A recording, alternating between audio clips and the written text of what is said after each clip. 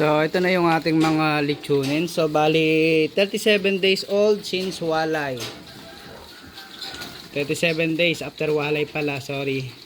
So, nakakalungkot lang kasi nagtai sila kahapon.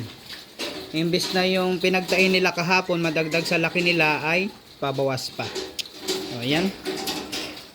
Straight grower pa rin po tayo. Hindi pa rin po tayo nagbabago ng pakain. Pero, sumablay tayo ng dami ng pakain sa ating mga piglet or mga lechonon kasi nagtai sila kahapon. So napakabilis naman gawa ng paraan para mawala yung pagtatay ng piglet natin, para mawala agad yung pagtatay ng mga simpleng-simple lang. So bawas pakain lang. So dahil nagbawas tayo, imbis na pakainin natin ng tama ay binawasan natin. So imbis na palaki yung tubo nila, nabawasan pa.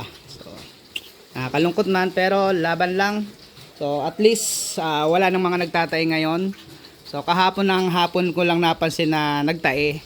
So nagbawas tayo ng pakain. So yun lang, basta sa mga nagtatayong piglet or baboy, kahit ano pa yan, kahit inahin pa yan, bawas lang ng pakain. So ayan.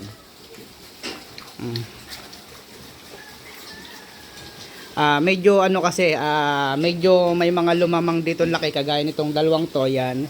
Tapos may mga yan, yung medyo matagal-tagal na yung medyo may maliit. So kung alin yung maliliit, yun pa ang nagtae. So siguro ang nagtae dito kahapon ay 3.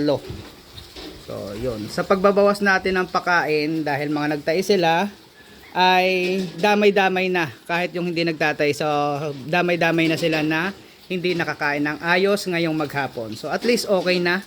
So wala nang nagtatay sa kanila.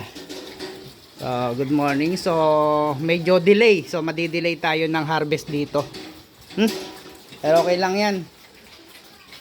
At least malalakas pa rin silang kumain. So good PM sa inyong lahat. Magandang hapon sa inyo. So ito yung ating dapat harvest. Ang harvest dapat natin ito ay ngayong March 15 dapat. So dapat 1.5 months lang simula walay haharvestin na natin. Problema medyo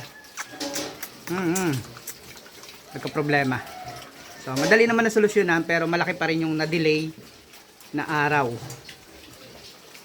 So okay lang yan. Hindi pa naman natin ang kailangan ng pera ngayon. So kaya pa. Saka marami pa silang feeds na naka-stock dito na kailangan nilang maubos para lang bago natin may benta. So magandang hapon sa inyo.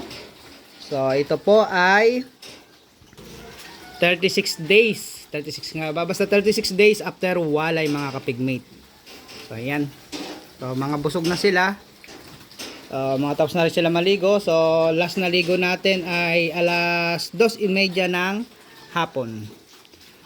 So ang pagpapaligo na ulit natin ito ay bukas ng umaga. Mga 8 ng umaga tayo magpapaligo sa ating mga alagang to. So ayan po. Magandang hapon sa inyo. Gandang hapon.